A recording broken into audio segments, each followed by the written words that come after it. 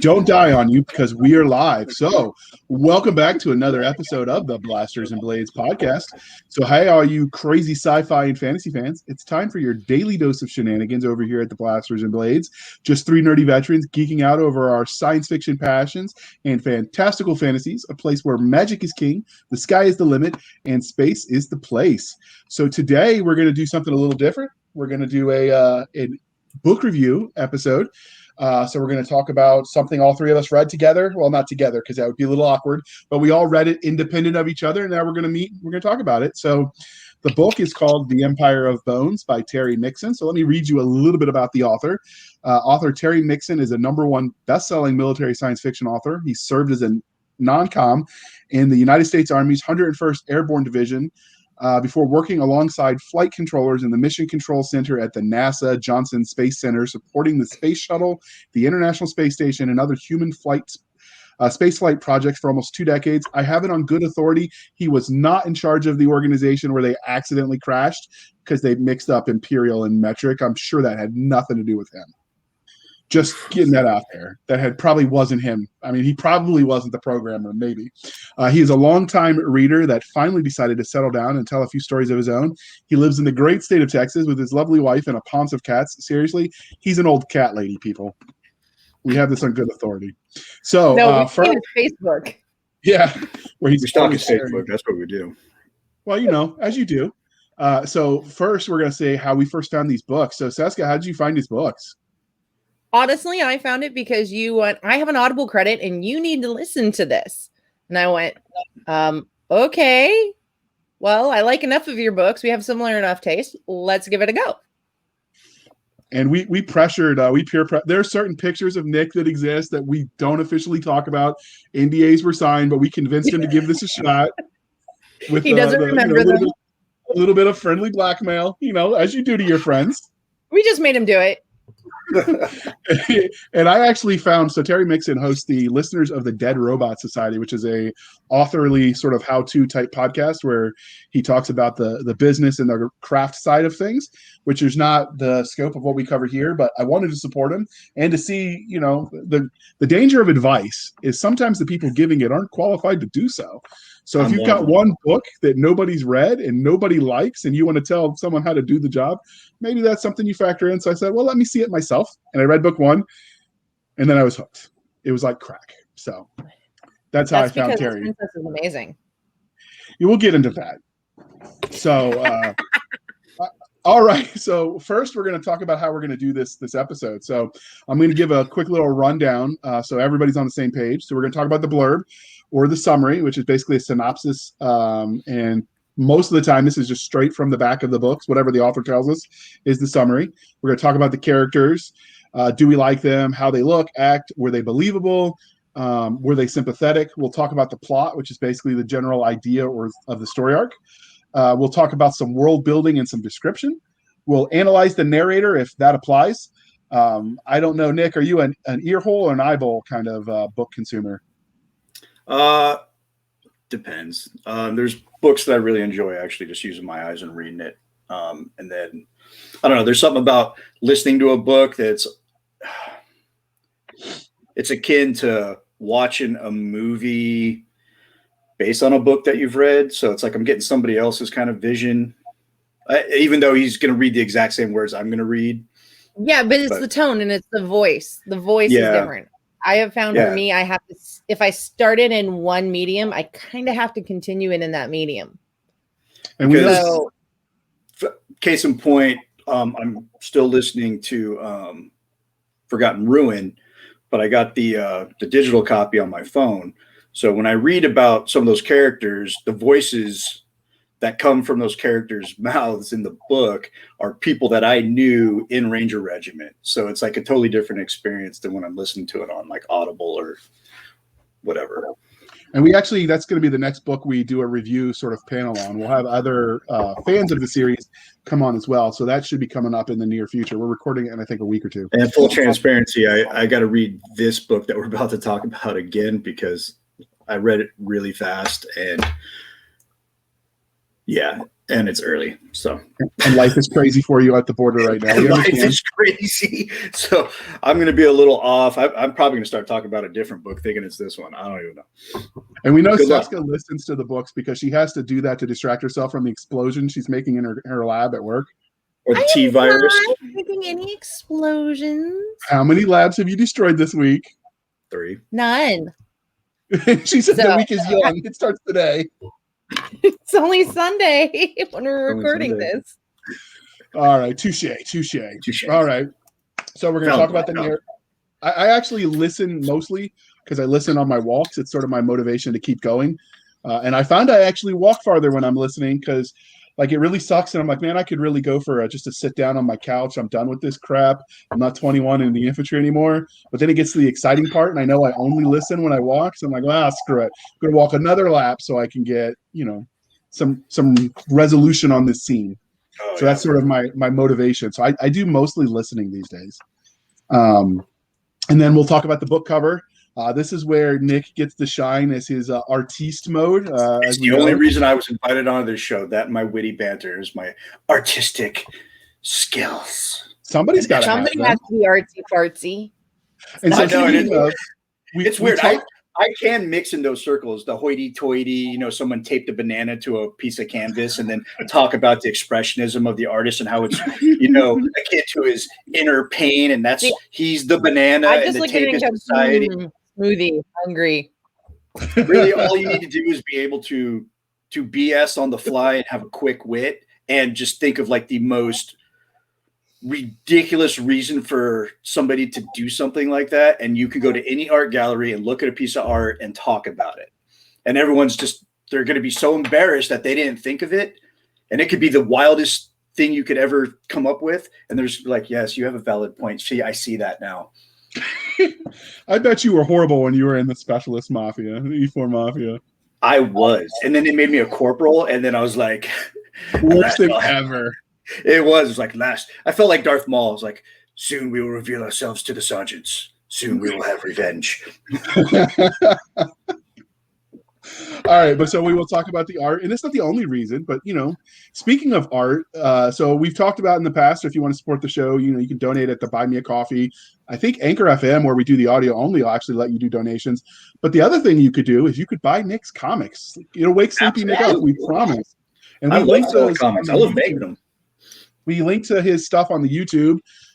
If you go to the About section on our YouTube channel, it has all of his links listed, and it even says Nick's blank website, buy his stuff. So if you want to support him, we made it easy for you. So easy, also, even JR could do it. And if you are an aspiring artist and you want some, tips and tricks, you can go to my YouTube channel. That's all it is me drawing for hours on it. Excuse me. So, all right, if you're an aspiring artist, get on it. And we will link to his YouTube channel. I did not do that yet but we can do that. We can link to it on our channel as well. But we will talk about the book cover in this review, and then we will talk overall our thoughts. We'll give it a star rating, and we'll go from there. So we're going to do the summary, which is straight from the back of the book, or in this case, because I read it digitally and listened, it's straight from Amazon. But after a terrible war almost extinguished humanity, the new Terran Empire rises from its ashes. Sent on an exploratory mission to the dead worlds of the old Empire, Commander Jared Mertz sets off into the unknown. Only the old Empire isn't quite dead after all. Evil lurks in the dark. With everything he holds dear at stake, Jared must fight like never before.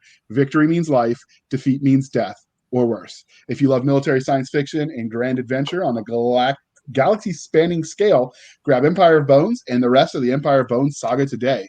So first, clearly we need someone who could do the movie trailer voice to read those. And I know, Nick, you do accents, so maybe in the future you could test some of those out. I don't know why we didn't do that now.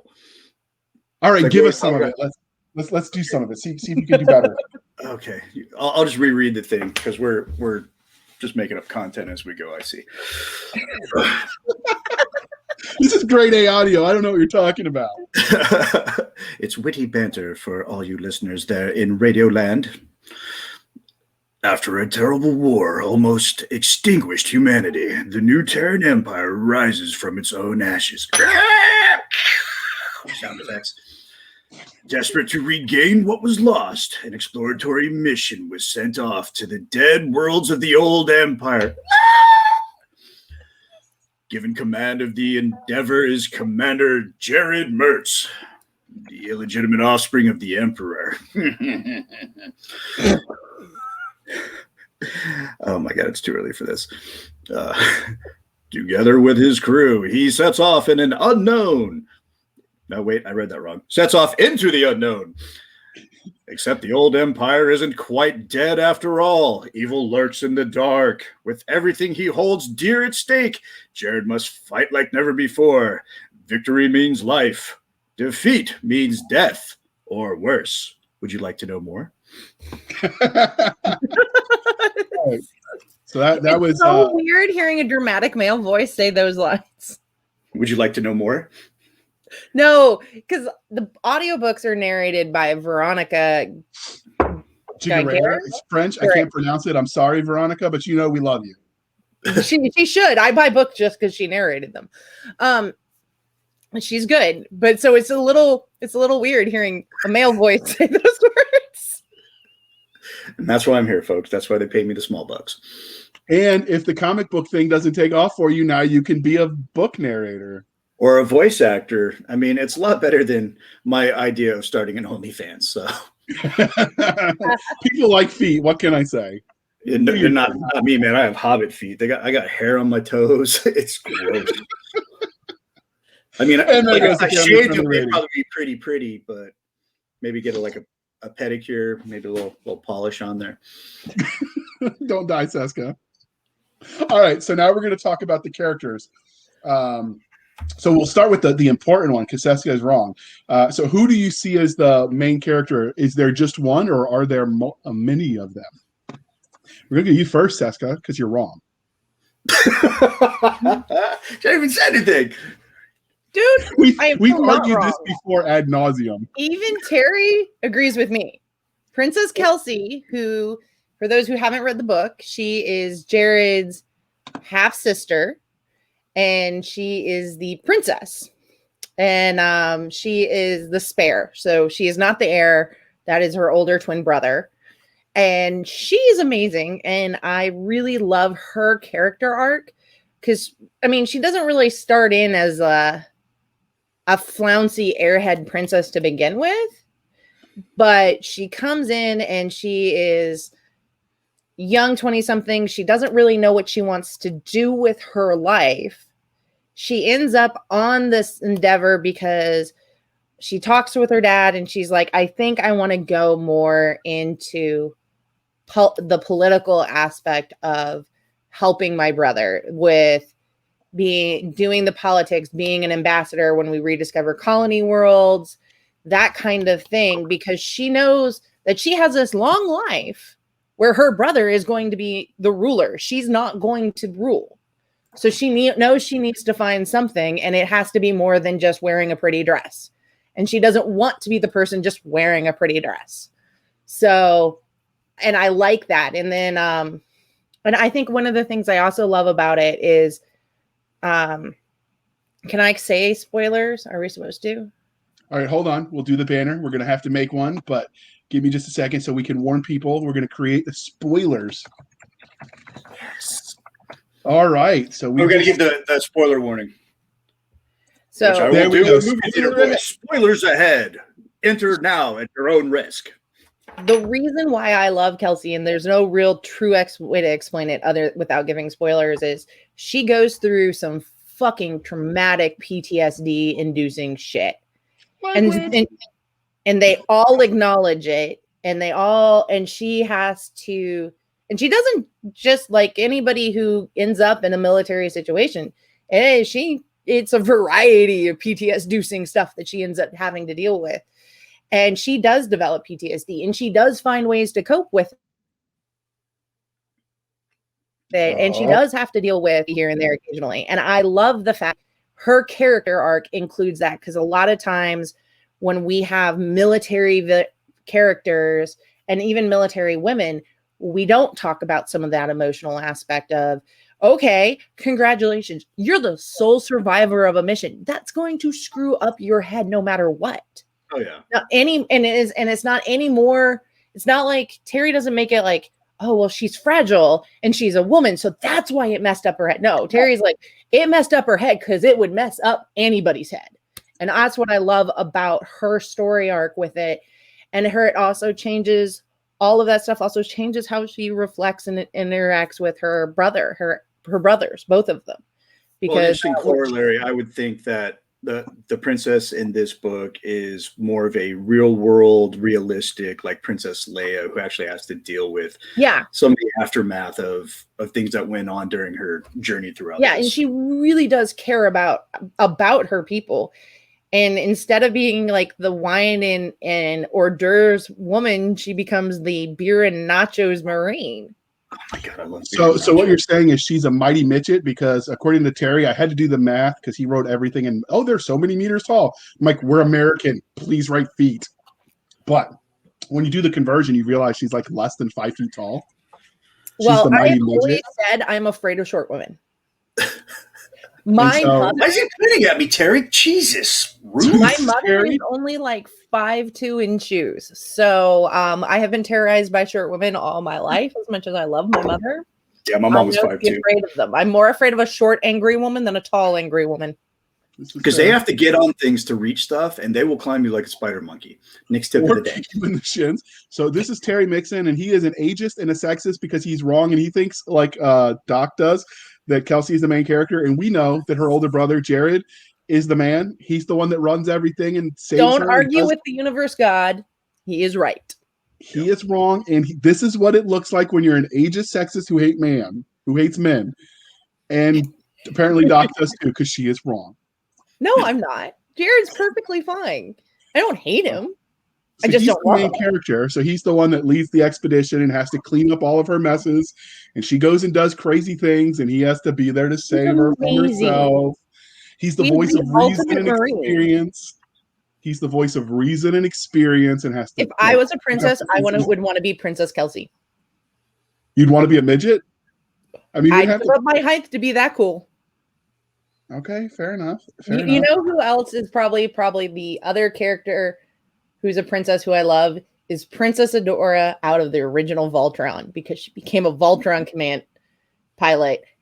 And Kelsey is the same kind of woman. Clearly, we're all a bunch of nerds. All right, so now that we've argued, she was the Blue Lion, right? Yes, she did become the Blue Lion. Yeah. She was awesome. And my poor mother that's when the colors got all mixed up. So what we've talked about and disagreed, because clearly you're just a sexist, ageist, anti-man who doesn't recognize the greatness of Jared. But let's talk about an ex-boyfriend named Jared. Maybe we'll just blame that.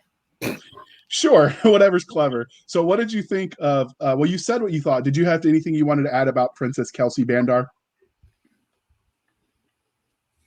Nick? Sorry, I should have said that.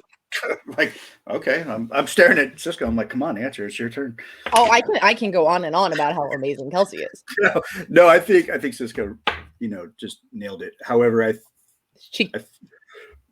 don't think she's a secondary character at all. I think she's there's two main characters. There's Jared and the princess there, but she's set up as like a secondary character, which is kind of interesting. Clearly, you didn't bribe him enough, or he didn't stay bought. So no, I just think he hasn't read as much of the series as I have. I haven't. Like what, book 13? Cisca and I have finished the series to what's out to audio, and Nick only read the first book. Well, it's because I'm a comic book guy. I read comic books because they're quick and they're easy. Plus, there's actually more. What was there's words that they use in comic books are at a higher educational level than you find in most novels. They just did research on that. So basically what you're saying is Terry needs to have you make it into a comic book, and then you'll read the entire series in depth. No, it's the thing is that the only way I discover new books, because you guys are in the publishing literary world, you guys are deep into it. I'm not going to say how deep, but but the only way I discovered these two books, especially in the mill sci-fi realm, which I love, I'm a huge fan of Starship Troopers, is through you guys. And so what little free time I do have is like, hey man, I got you a book. crap, I gotta hold on. And then I read it, and then I'm like, okay, that's cool. And then I get to talk about it, which, is awesome. It's like a reading club. It essentially, that's what Blasters and Blades is. It's a reading club, and then we get the author in and we discuss about it, and then we attack him on why he made such, controversial choices based on, and this is just not particularly this book. We do it to every author all the time. So what I'm hearing, Doc, is that we need to do some graphic novel / comic book / manga. I'm not sure how any of them are different. They look the same to me, just pictures and words. But we'll do some of those reviews so that way Nick can become less sleepy and be animated. No, I'm sleepy because I'm Sailor Moon Crystal. What's that? Sailor Moon Crystal. I'm sure, I guess. I'm up for anything. What? Isn't that like a cartoon? Yes, but they also redrew and redid the artwork for the manga. All right. I mean, if we can find things on Amazon or where Comixology or wherever, like I'm game to try. I am. I am the resident. I am akin to your neighborhood exotic corner engineer. I'm down for anything. So you're like the exotic Nick of the podcast. Well, I mean, it's not really much different than regular. So Nick. Exotic engineer, is that like an exotic dancer but with more tools? No, I was making a joke on. I was making a joke on Exotic Joe, like the Joe Exotic. Guy. Yeah, Joe Exotic. I'll never recover from this. Okay. I'll tell you who's behind this book. Carol Baskin. All right. So we will put that on the list. So dear listener, in our Facebook group, or you can comment on the Twitter, tell us if there's any picture books you want us to look at, and we can add those to the list as well. Actually, and, I enjoy reading, and I love good storytelling. So I mean, thank you for you guys, not discovering me like I'm some sort of, precious metal, because I'm not. I'm rust. But bringing me into this virtual book club, so it's good. I wanted to read more. It was like my New Year's resolution. God, I need to wake up. And here I am. It's like I'm already 3 books deep. So that's more than I read all last year. All right, and he's also he's working on behind the scenes. Nick is trying to get us some of the comic book creators to come on, and we can broaden our horizons, so to speak, and we might learn things. I don't want to drop names, but I'm gonna. I've reached out to Ron Garney, who just finished working on Keanu Reeves' comic book Berserker, which is now getting optioned for a movie and a possibly Netflix series. And I reached out to an old dear friend of mine, Jay Lee, and I'm just waiting on the responses. They're very busy men, so hopefully we'll have they'll come on board here pretty soon, and we can all geek out about their stuff. But speaking of geeking out, let's get back to this, because my favorite character. Let's talk about Jared Mertz. So, what did you guys think of Jared? We'll go with you first, Cisca, because you're wrong. Actually, I like Jared. One of the things I like about Jared is, they don't say it in the book, but it's not really a spoiler because they do it really early on, is that Jared is the illegitimate child of the Emperor, which is why he's Kelsey's half brother. And it's always interesting because in the army, people think, and you think, oh, wow, if you know somebody or you're related to somebody, it might be easier for you, but it's not always. And so Jared has to deal with that. And and he deals with it well without becoming really embittered. Though, I mean, there is a little, I think, particularly early on in the book, where he talks there's a little tone of resentment, which is hard not to have, because when you go in, and so in the book, they explain that he didn't know who his father was until he went to the military academy when they did the gene print of all the people, just in case, something happens to your body, can we identify it? And it threw up a flag that he was related to the Emperor. And then they did all this testing. And so he ends up getting shoved into this world and machinations that he doesn't want to have anything to do with. And to be honest, his siblings don't want him to have anything to do with. And he handles dealing with his siblings, particularly Kelsey, very well. So like in the beginning of the book, it also comes to light that his older brother after he left on the mission, sent on It's his younger brother. Younger brother, but Kelsey's older brother. So the heir apparent, the heir, sent him a care package that was poisoned. Crazy gonna crazy. Real Game of Thrones stuff going on there. Yeah, and so the twin, the boy twin, is definitely, he could definitely fit in the Game of Thrones universe. But Jared deals with it very well, including not wanting to tell Kelsey because he doesn't want to destroy her view of her brother. So I have a lot of respect for Jared for those reasons, and they do a lot of good character growth of him growing into the role of being the Emperor's son and what that means through the series, as well as the fact that his main goal is he loves his country. He's not always keen on his dad. He's definitely not keen on his brother. But he cares so much about his country that he deals with all of that very professionally. So he basically, what she was saying as far as the relationship, once it becomes apparent that he is the son of the emperor, and he's the oldest son of the emperor, it ends up leading to a divorce with his wife, the empress. It becomes like national news all over the planets that are in their collective. And so half of the people are being nice to him because they think if they toady up to him, it'll get them connections to the throne and they'll somehow benefit. And the other half want to treat him like crap because they want to prove that they're not being not showing favoritism. So they hold him back. And then, of course, man, I have like nothing to say. You guys are nailing all the key points. I love it. We do what we can. You're going to make us look like morons when we talk comic books, so it'll be good. Probably not.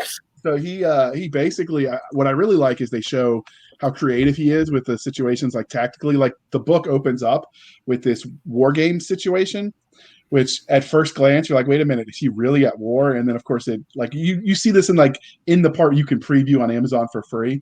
But I liked how they opened it with him like tricking people and using creative tactics. And then they have one of the characters that becomes a reoccurring character, who's the commander in charge of the other side on this war game, who can't think on his feet. And he's like, no, that's not in the parameter. You cheated. I read the rule book and it says you have to let me win. And that reminds me of every time I was ever Op4, where like anytime you didn't follow their playbook and they get really mad at you.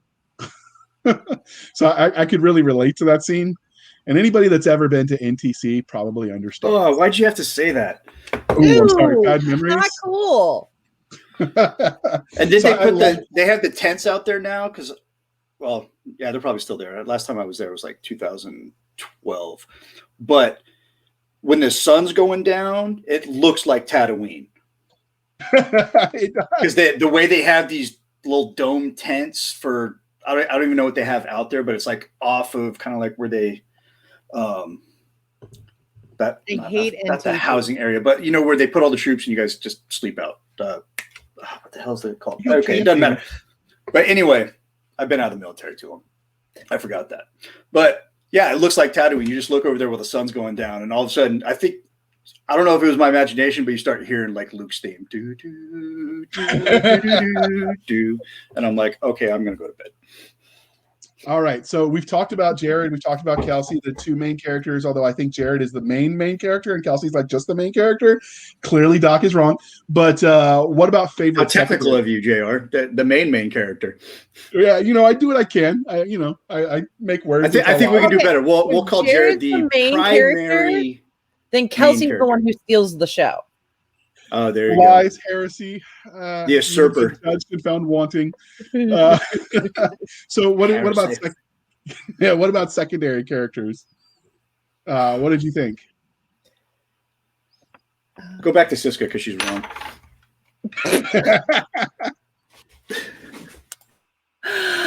Oh, so I think the commander of her security detail is really good, and I can't remember his name right now. Talbot, yes, thank you. As important as he is in later books that you can't remember. And she's your favorite character too. I know, but I'm jealous because Talbot's amazing. So I like Talbot's one I really like, and I really like the fact that he's stuck at first dealing with this princess who doesn't understand anything about following the military rules. And he's a crusty Marine sergeant. Yeah, he's an NCO at the time. And I just really like him, and I like Andrea and Carl. Carl's probably one of my favorites, though. Carl always makes me laugh, even when he's in dire straits. So it's Angela, not Andrea. This is what happens when you listen sometimes. No, well, okay. Angela reminds me of a friend that I know named Andrea. So fair enough. So you have lots of friends that are giants because she's like 2 meters tall. Actually, no. My friend Angela is really short, but they have very much the same kind of attitude and approach to things. So it really trips my brain up. And for you Americans, the 2 meters he made her is 6.56168 or 6.5 feet tall. So she's like the size of my dad. What's your point? It's crazy ridiculous, clearly. You're just jealous.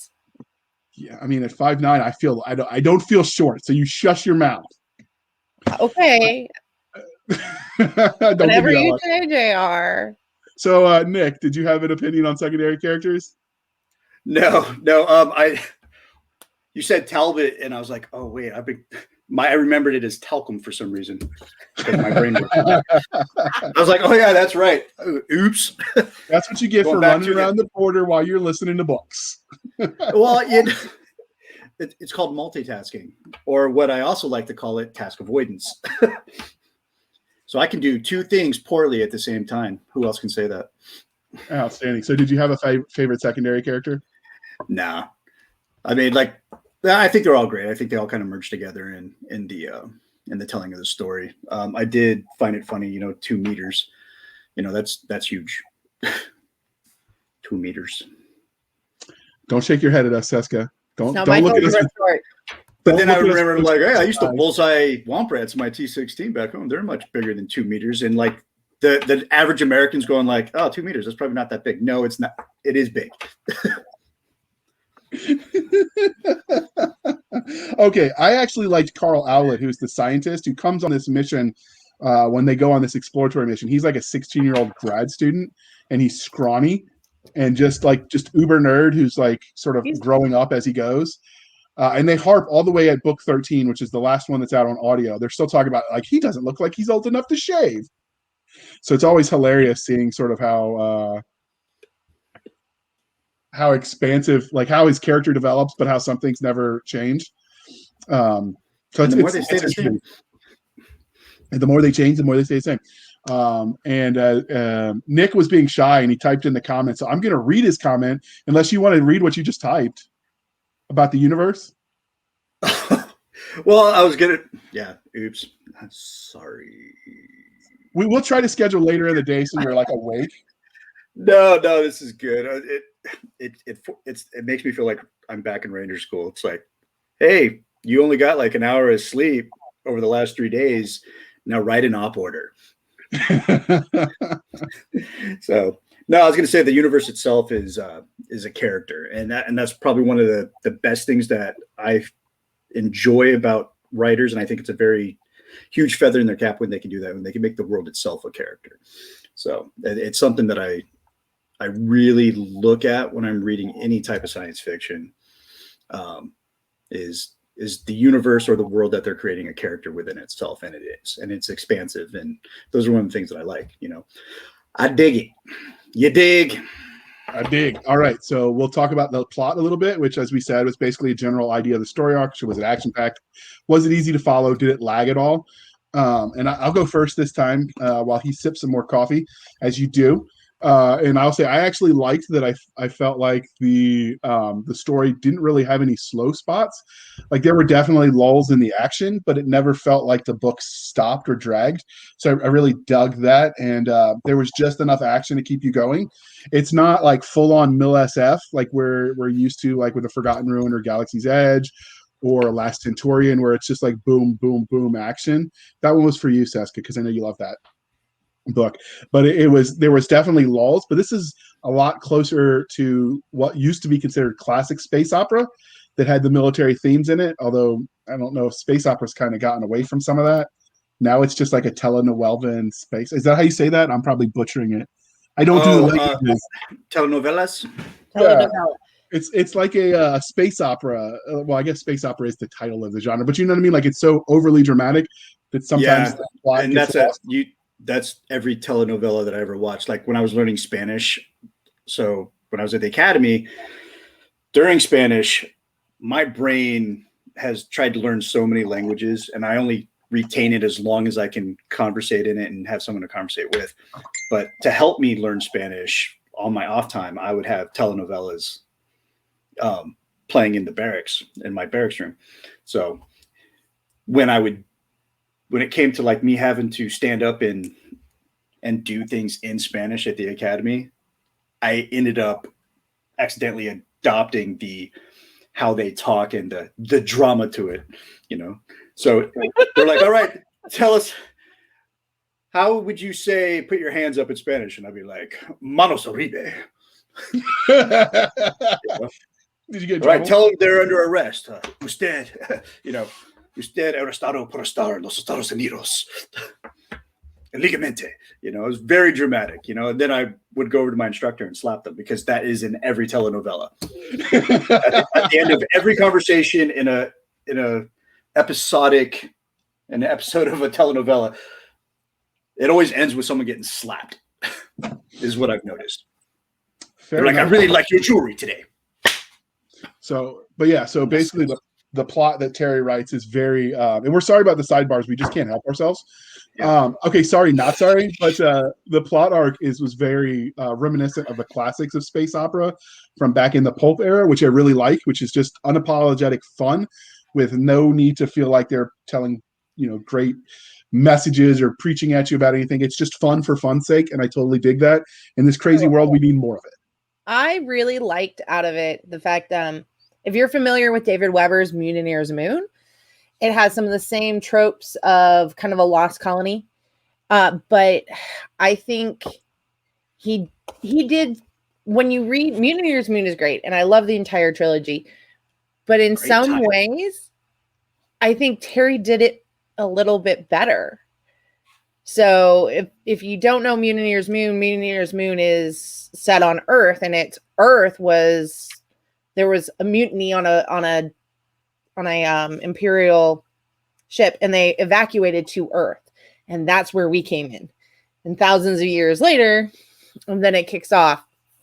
But with a guy from NASA getting kidnapped by the sentient AI that is in the moon, because the moon's really a warship. Damn it, I got another fucking book to read. And so, not to diss on that one, but I think Terry does a really good job of taking some of the same kind of premise and running with it in a very different direction, and a very satisfying direction. So, and I really enjoyed. I enjoyed both. So. Okay, and when you just said that Terry Nixon was better than David Weber, if you want to send hate mail, we will send it to Terry Nixon. You're going to get me in trouble. At gmail.com. Okay. No. Hate mail we should send to Walt, because I love messing with him. He's one of my dearest friends. He would appreciate it. Like, dude, I'm getting all this hate mail. I'm like, okay. So Walt at Blasters and Blades Podcast at gmail.com. No, I'm not. Okay. Nothing but love for you, Ranger buddy. Different direction, but it started in a different direction. Fair enough. And because Terry doesn't have it set on Earth, so. But I thought it was really good, and I really enjoyed the almost lost colony kind of motif with it that the first book really does start with. And he expands it into being much more than that. So it's really good. I enjoyed it a lot. And Nick already answered in the last question, so I won't make him repeat himself, because I don't want him to seem like a parrot. That would be bad, because he could probably kill me in my sleep. The whole Ranger thing. So instead, we're going to move over. I'm just laying on top of you with my fat ass. So instead, we're going to talk about. I call it a struggle snuggle. We're going to talk about the world building and description. I sort of combine them in this interview platform or format because I think there is some overlap. There is nuance that makes them different, but for our sake today, we're going to just combine them. So, Nick, what did you think of the world building and description? You touched on it a little bit, but I think everything was fleshed out. And everything was explained in a way that made sense. The universe was consistent with just enough of like the mundane day-to-day life facets thrown in there to ground it in reality. Everything made sense and sucked you into the story. Some of the details seemed inconsequential, but those hooks just made me think that the large universe will continue to grow and expand. Okay, fair enough. What about you, Doc? I really, I enjoyed it. So you really do see where he has truly thought up, okay, because the world that Jared is coming from does not know what really happened to cause the war. They just know that the war happened and a lot of the records from that time period are gone now. So, but you can see that Terry didn't just go, so I have this war and I'm not even going to worry about why yet. We'll get to that and figure it out later. Like he knows from the get-go. And there are some authors, not to diss on the seat of your pants writing and world building, but there are some authors where like Marion Zimmer Bradley, when she did her Darkover series, she created a world and she created things, but she had to fill in why things were the way they were. And she didn't really know when she was putting them in that way. And you do understand as a mature critical reader that happened. And she did a good job with it. But Terry, okay, he knows why the war happened. He knows all the different things about why that war happened the way it did and to lead to this. And you start to get those nibbits of it without Jared and Kelsey starting to learn some of this without them feeling like they're stupid.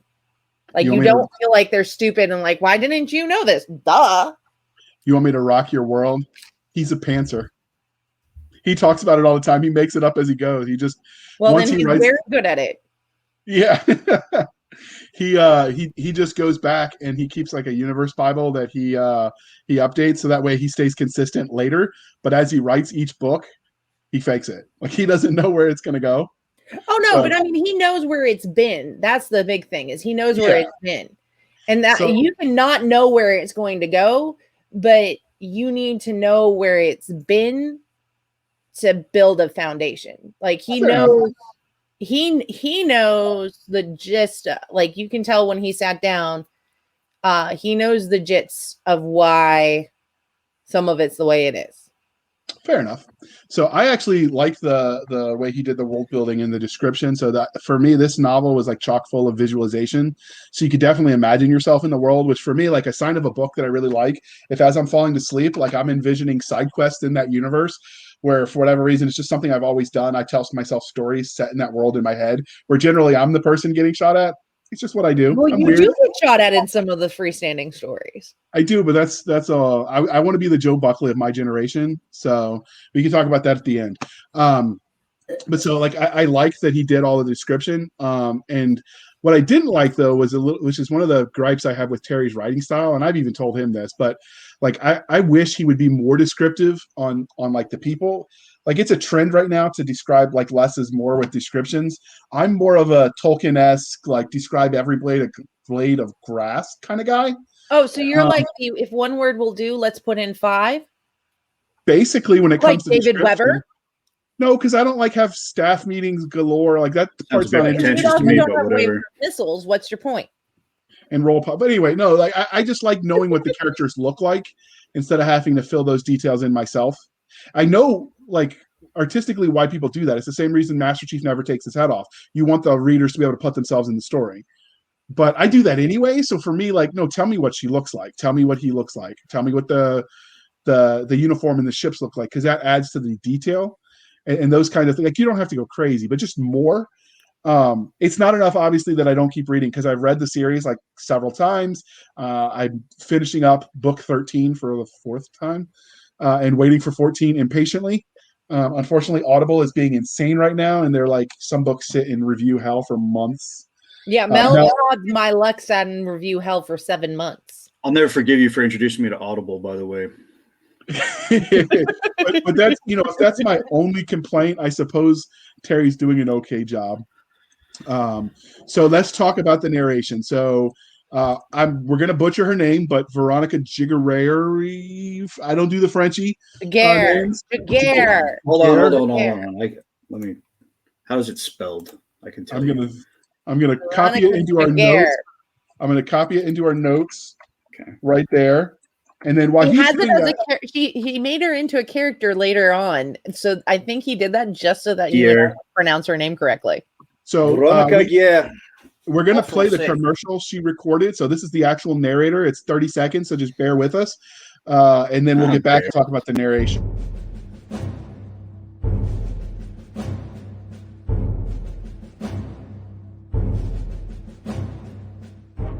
The Terran Empire is dead.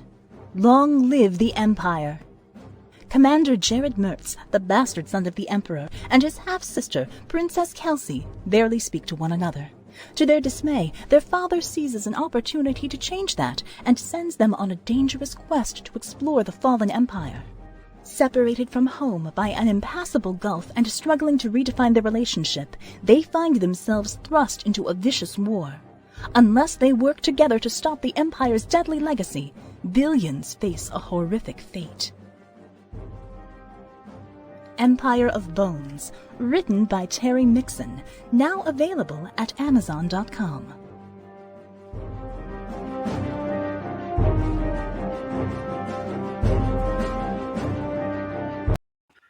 All right, so I've got to edit that. I threw that together. I downloaded it off his site, and then I used some weird magical program to turn it into a MP4. Which program was it? Which program was it? I'm pulling it up. It's the hand-waving program. No, I've got it on my little bottom of my screen, but it's slow to load. It's I don't know. I think it might have been something. Looking for. It is Wondershare Filmora. It turns MP3 into MP4, and I can do overlays. Wow, I got to work on that name. Whatever. Anyway, so that was Veronica G reading that. And what did you think of the narration? Because I know you've read some of it and you've gone back and forth, but what did you think of the narration, Nick? I liked it. I liked the voice. I liked it gave you just enough to kind of like get you in there. That she sounded hot. I'm going to say that on the air. I don't care. Sounded hot. That alone will get me into a book because I'm such a basic human being. Oh, she sounds hot. She's pitching a book. I'm gonna buy it. Yeah. So what did you think of the narration, Cisca? Because I know you've done both as well. You've listened and you've read. Yeah, I've actually, she was really the first audio book that I started reading and listening to this one. And that was actually the first audio narrator that really got me hooked. So I really like it. She does a really great job of pulling off the male voices when it's time to do those, and accents. She does very clear accents that don't sound muddied, if that makes any sense. And her words are very clear. I really like it. She does an amazing job. This was the book that got me into audiobooks. She's awesome. I like, so some narrators, when they do the book reads, they sound like they are robotic, and I hate that, or just no inflection whatsoever. There are books that I legitimately liked that I won't listen to the audio because I hate the narration. So like On Basilisk Station by Weber, I enjoyed that book. I cannot stand the narrator. And then of course it doesn't help that it was recorded in like the 80s on a like vinyl and then like transported to Audible. Don't talk smack about vinyl, JR. I'll fly out there. They sound better than CDs. Well, anyway, but then, you listen to so for me, like, just because I like the book, I don't automatically like the narrator. So I like that it's not robotic. I like it when it sounds like a friend is over at your house and just reading the book to you. Like, that's kind of what I get. It's not like there's the other style of narration which we haven't really listened to as a group, but it's where it's almost like a stage play where there's like the dramatic music in the background and sometimes multiple people reading the characters. Yeah, I have some of those, and those are very different. It takes more mental space to listen to those, so I can't really I gotta be really focused. Most like you're watching a movie, and in which case I'd rather just watch a movie. So I like her style. Like it's very conversational and fun. Yeah. Oh no, I mean I've listened to the Witcher books on audio, and the narrator is very clipped, and like every word is very clipped, and so it's very different, and I get that. But along with the books where they have multiple narrators, so it can be jarring switching narrators. So I really like it, and I like that he has done all of the books with her. Not all of them. We'll get in that in just a second. I also like that her voices were consistent. So he wrote the Imperial Marine Saga, which is like the pre-fall Terra. Yeah, but that's with a different one. But we're not talking about that series. We're talking about Empire. So this series is all with her, but he's worked with other narrators too. And she pronounced all the important military words. So it wasn't like adjutant became adjutant, a route became a route. A route as in like everybody like ran from the battle. Like she got all of the important military words that people often mispronounce. She got them right. So no corpsemen for her. Which I really. Oh God, I love corpsemen. They're like zombies. Yeah, we triggered Nick. Calm down. Deep breath. Drink some coffee. Drink some coffee. But cheers, mate. So I really like that her voices were consistent. And the cool thing is if you listen to book 1 through 13, because he's been writing this. Let's pull this up. I'll tell you real quick. So his first book was published in July 2014, and she's been his narrator since then. And so like you can hear her get better as the series goes along, which is kind of a cool thing. You get that with Jack Campbell or John Henry's Lost Fleet series. He has Christian Rummel narrate that, and you could hear like when you listen to that series too, when you see the narrator start as like a baby narrator and they get better, that's kind of just cool from an artsy fartsy standpoint. So I really like that. That's something I really want to do though in the future. That's now on my bucket list, is to be a narrator on a book for like Audible or something. Well, there you go. Any authors that are listening and want to... I'm an amateur voice actor, which means I don't know what I'm doing, but I like to have fun with it. Nick never knows what he's doing, but we love him anyways. Well, let me rephrase that. When it comes to comics, do you know what you're doing? Oh, absolutely. But then he's got that army skill of fake it till you make it. But I think we've beat this narration horse to death. So, well, I think it's important to beat things to death. I really to ride that horse. What? To ride that horse to the Old Town Road. Ride a horse, save a cowboy. Right away. Wow. Yes. What? Right. Now we're going to talk about Nick's favorite part. We're going to talk about the visuals. We're going to talk about that book. Visuals. Okay. Here's what I really like about it. Don't be weird. I'm not going to be weird. I'm going to be a little weird. Mainly because I'm not wearing pants in this episode, but as you do, because they're shorts. Waka waka waka. I'll be here all week. Try the veal. Tip your waitress. Okay, so here's what I like about this cover. It is a center frame shot, which is, I'm not showing you. I'm not showing you my shorts. They're really high on the thigh. But, what the hell was I saying? Oh, it's talking about the cover. Okay. From a graphic design standpoint, I'm not a huge fan of the cover, to be honest with you. I mean, the artwork is beautiful. The way everything's put on there with the typography is just, it's very mundane. It's very dime store. Classic? No, I mean, I don't know what it is. It's just like, there's no explosion. But I'm talking from like a purely graphic design standpoint. So like how I would have set this up, like if you gave me that image and everything that you wanted on there, I probably could have done something a little bit better to make it pop out a little bit more. I don't like that they use the same font and bevel and emboss for the author as well as the title of the book. There should have been some hierarchy there, but let's focus on the artwork, which I really love. I think it's a very spectacular piece of art. the artist took a center frame shot, which usually you don't want to do. You don't want it in the the crosshairs, if you will. You don't want your focal point to be there. You want to add some drama to it, which they did. They lowered it down a little bit and shifted it slightly to the left, which was awesome. But I think it's a very, very great piece of artwork there. It's something I would like to have on my wall.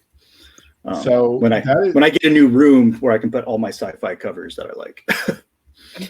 So that was actually designed by Donna Mixon, his wife. And so one of the things is if you're not in the book world, he's an indie author that started at the beginning of the indie revolution. And back then, I mean, like you could like scribble and crown on a piece of paper, take a picture of it and throw that up as a book cover. And that was good enough.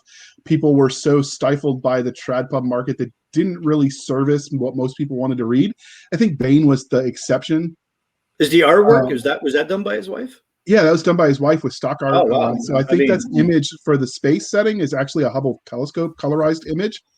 And then it's a stock 3D rendering of that spaceship. And she added more. And so one of the things that you want to do when you're writing a series is obviously, you know this too from comics, is you want to brand it. And so once that sort of became his brand, it became like they were not stuck with it. Like I just think if they rebranded it, they'd lose something. So it is a throwback to what used to be stylistically what the market wanted. I do like it though. I'm not. It's classic. Yeah. And so the market has evolved. What offends me is the typography and layout of the text. As a graphic designer, I'm just like, graphic designers that are listening, you know what I'm talking about. Fair enough. You'll see something, you're just like, I really want to know their notes on why they chose this. So the one thing that has changed over the covers is that they almost have a more HD look to them now, whereas before there was less resolution for the images.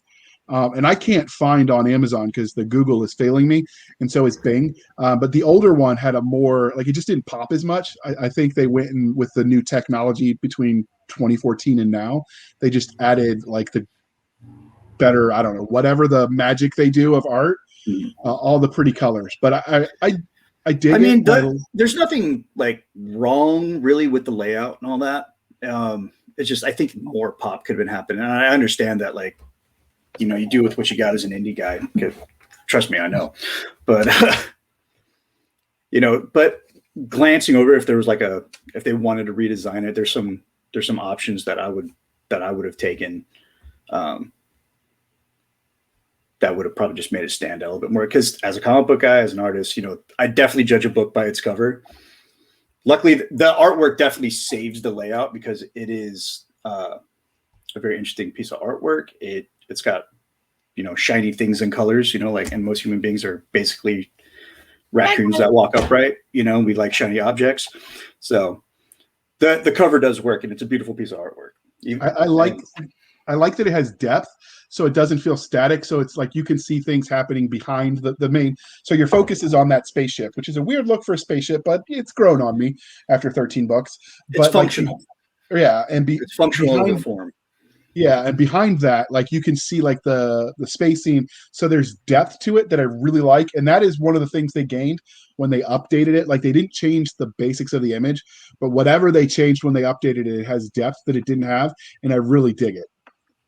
What about you, Cisca? We've been, ranting, and Nick has been doing his artiste thing.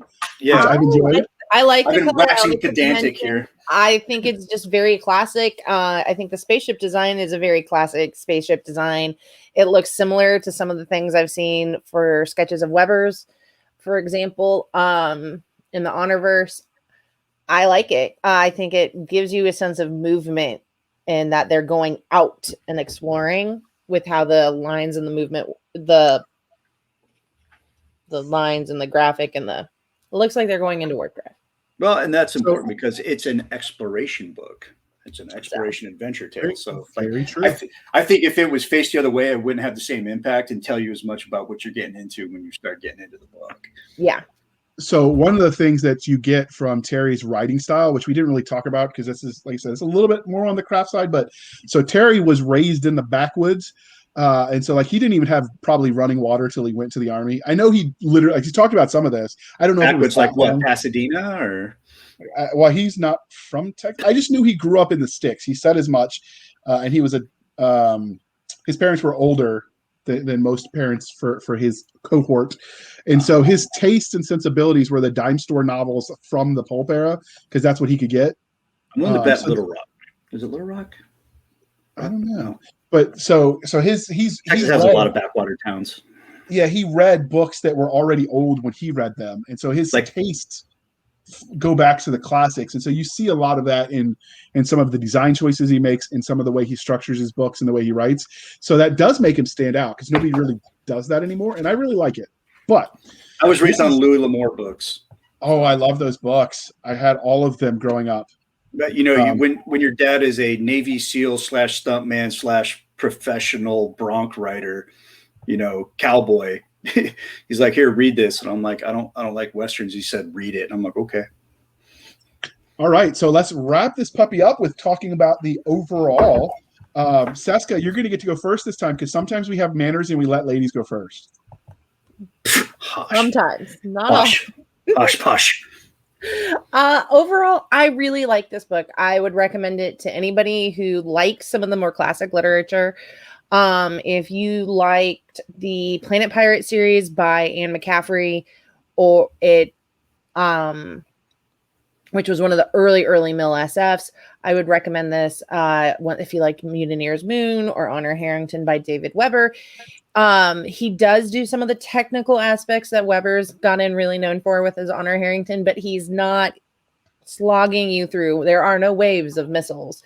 They've got pew lasers.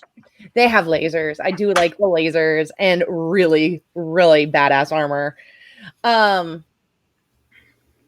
Then I would really recommend it for anybody who wants to feel some of the classic, but without some of it's definitely more updated, some of the technical references. And some of the words. I mean, he does sort of use some of the words like from that seem a little old-fashioned. Great word choice. Stop knocking on the fact that he has a vocabulary and you don't. I'm not. I'm just saying that it's not. He Googled words. When you read older books, sometimes the language is stilted, and you don't. When I say he harkens back, like he's the perfect blend. So you don't get the stiltedness sometimes of the older styles. But you get enough of a nod to it that you can definitely see you get enough. He definitely has a good vocabulary. Carl's great because he does add some of that lightness to, and some of the what we would view as modern pop culture references that are ancient pop culture references in the book. How hurtful. I feel attacked. As the old guy of the group. So he does a really good job with it. I think that it is definitely one of the best indie books I've read. All right. And on that note, would you give it on a scale of 1 to 5, 1 star to 5 stars? What would you give it? 5. 5. So that's one of the things we're going to do, dear listener. If we absolutely hate a book, unless it's like a classic, we tend to probably just won't review it. We probably won't even finish it because there's too much negativity in the world and we don't need to add to it. So if we don't have nice things to say, we're not going to say anything at all. So if it seems like we only shill for the book. Our mommies taught us manners, or our drill sergeants, whichever one was the case. Sometimes they're one and the same. Yeah, he didn't like being called mom. My mom made my drill sergeants look nice and cuddly. So I hope she doesn't listen. My gig line, it's drill sergeant and no. I hope she doesn't listen. I might still have to stand in the corner. But so if it seems like we're shilling, it's not that. It's just literally if we don't like it, we probably won't finish it and we definitely won't review it. So we sort of self-select. So if you're looking at someone to be mean and snarky about a book, probably not our reviews. I'll be snarky. I'm just not going to be a jerk. I mean, don't take that we're not going to deconstruct and pick out things that we didn't like about something because we definitely are. No, but I think that adds to the overall, how we enjoy the book too. We're able to look away from or focusing on the negative aspects that we didn't like and really focus on what makes the book work.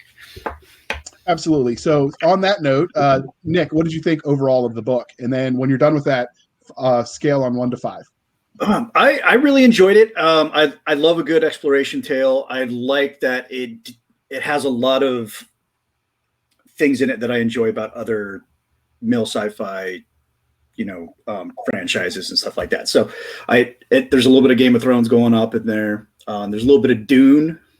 Like when you start talking about like hierarchies and royalty and stuff like that, and dealing with that. But the exploration, the world itself is a character, and I really love it when authors do that, because it's balanced to the point where it doesn't take away from your two primary characters, which we've talked about because Cisca was wrong. And, and it keeps you involved in the story, and it leaves you wanting more. And thank God there is more. So I give it a 5. Outstanding. So it currently on Amazon, and obviously Terry is mainly an Amazon author. He does have some stuff that's wide. And as the world changes, he'll probably take these wide eventually. But Kindle Unlimited is great for space opera and Mill SF, so a lot of authors sort of stick there. I know, Cisca, you're a Barnes & Noble girl, and you don't like it that we shell for Bezos. Shill, I should say. But he has, on Amazon, he's got 267 reviews and 4.3 rating. And a lot of the 1 stars are like they didn't even bother to comment, so we can't really analyze that, which we could do if you guys are interested in us analyzing those reviews on those platforms. But I think it's criminally low. It's a 5-star book in my opinion. But I'm biased because I've read it several times. It was a lot of fun to read. I think that's worth mentioning again, because, like I said, I mean, there's room in for gritty, but sometimes fun for fun's sake is good, especially in this crazy world. So this has sort of been my happy place.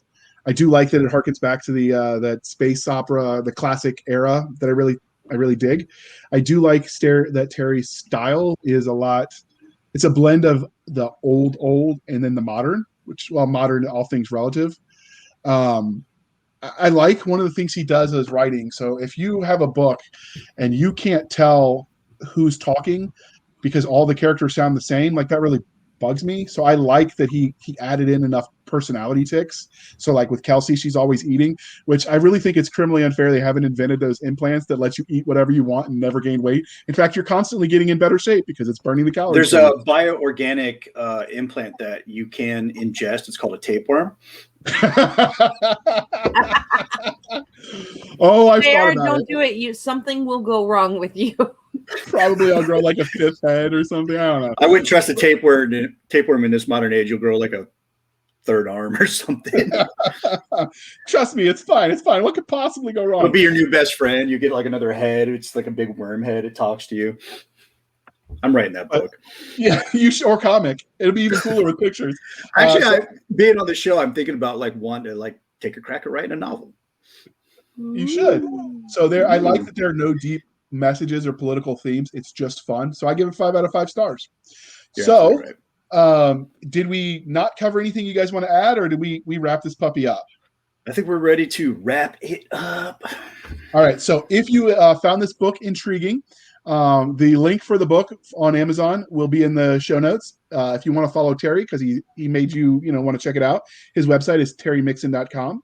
On his website, you could sign up for his newsletter. I'll link that directly on the show notes.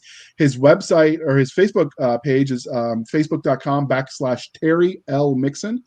And his Patreon is patreon.com Terry Mixon or /Terry Mixon, which is where you can get the books and chapters early if you want to pay in advance. I think it's like $5 a month, gets you access to the chapters as he's writing them. And I think he has other tiers, but I haven't checked it out. So that's a thing if you're interested. But before we wrap this up, Cisca, what are you doing in the world of Dragon Cons? I understand the nominations are in effect. So how are you doing this fantasy literature track? So nominations are in effect. And we will close that off in a couple months. So we have a whole bunch of categories, including comics and sci-fi, military, fantasy, science fiction, as well as fantasy. And so I'm not going to tell you who to nominate. I'm not going to tell you who to vote for, but I will tell you it is the best way and the most open for fans to have their voice to nominate. And because it is actually, if you're one of those who loves indie authors, more indie authors win the Dragon Awards and get Dragon Award nominations than any other standard award that has been given out in the writing industry. So it's because Dragon Con is fans for fans. And we are happily planning a wonderful in-person show for this year. Outstanding. What about you, Nick? So what I understand that we've motivated you to get back into the world of drawing things. So this is a sample of what you're working on. Can you zoom that in a little bit on your end? Yeah, hold on. Let me try. Let's see if I can zoom in here with the zoomies. But this is Nick working on his comics, his picture books. My picture books. This, I don't even know if I should share it, but I don't care. Andrew, if you're listening or watching this on YouTube, I'm sorry. I think it's a really cool pic, which seems very pretentious since I'm the one who drew it. But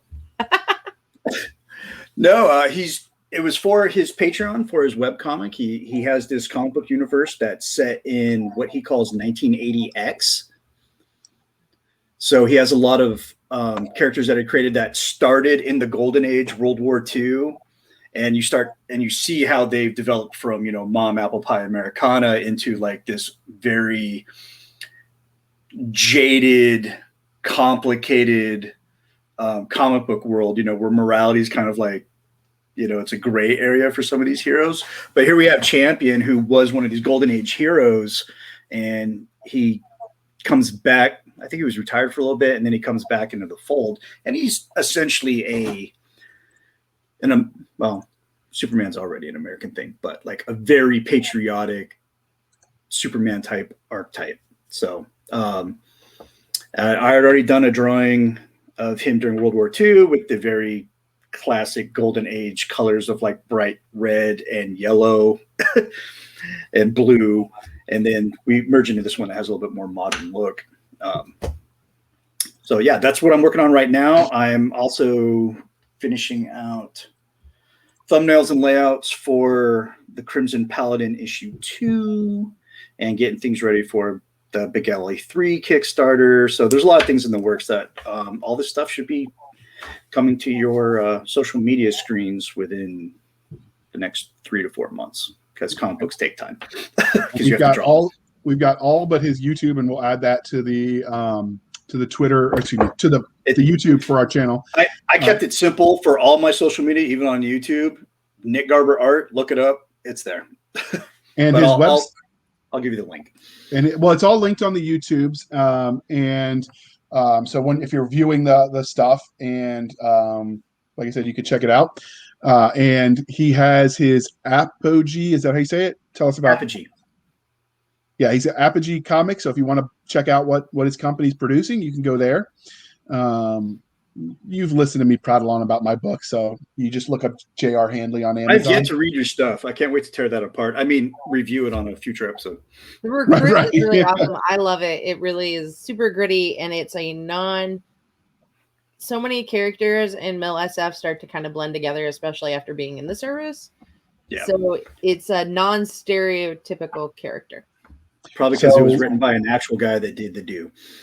So Jason and Nick were doing an interview on the Galaxy's Edge, and I've talked about this before, so I'll give you the Reader's Digest. And Jason had said something to the effect, if you want to be Legion, you got to be thin. You know that old Airborne cadence? And that was right after they had given me the contract to write in their universe. And I'm like, I'll show you. I'll make a fat reservist. But fat is like relative. Like fat is relative, because he's still like, I even have it like he's still out PTing like the Hullbusters, the Marines. So it's fat by Legion standards, which doesn't necessarily mean fat by normal people standards. Because let's face it, even in the 20s, Fatty Arbuckle would be considered skinny today. So it's all like overweight is relative. He's overweight by Legion standards, where they're all basically like Adonis. Oh, we've seen that dude in the military who's just yoked out of his mind and he can't pass tape. And the dude's got like a 9-pack, he's just a hulking dude. So it's a lot of fun. So if you want to follow me, it's J.R. Handley on the Amazons. You can find all my stuff, or my website, jrhandley.com. We're going to add this to the end, I think, of all of our segments about what we're working on. So I just turned in the Reservist 2 last month. I've written a couple short stories this month for some anthologies that'll be coming out, and we'll talk about. I'm starting my next series, which is basically Portal fantasy military stuff. So modern striker units get sucked into fantasy Egypt. with the legendary, he's going to hate me for this, but the legendary James M. Ward of TSR fame. Santa! All right. And now, as we bring this to a close for real this time, you can find us on our website at anchor.fm/blasters, tack and tack blades. You can find us on Twitter at twitter.com/SF_fantasy_show, Sierra Foxtrot _fantasy_show. You can email us at blastersandbladespodcast@gmail.com. Our Facebook group is facebook.com/blastersandbladespodcast. And as we say all the time, and it's on the scroll bar right now, if you want to keep the lights on, support the show at buymeacoffee.com/author J.R. Handley, and put in there in the comment section that it gives you this for the podcast, and we'll go towards Nick it. needs more coffee. I always need more coffee. So Cisca, since I wrote the closing for you, do you want to read it as we bring this puppy home? Okay, I guess, but I can't take any pot shots out of this one, huh? I mean, you could. I mean, I'm not going to. Well, Nick's here. I can't say that he's off with having a love affair with the donut shop again. I mean, I am. You can say that. I'm on there. Thank you for spending Thank you for spending some of your precious time with us. For Nick, Garber, J.R. Handley, I'm Cisca. This was the Blasters and Blades podcast. I can read it. We'll be back next week at the same time, where we indulge our love of nerd culture, cheesy jokes, all things that go boom, and whatever ADHD thing pops into our head. Squirrel. I like that.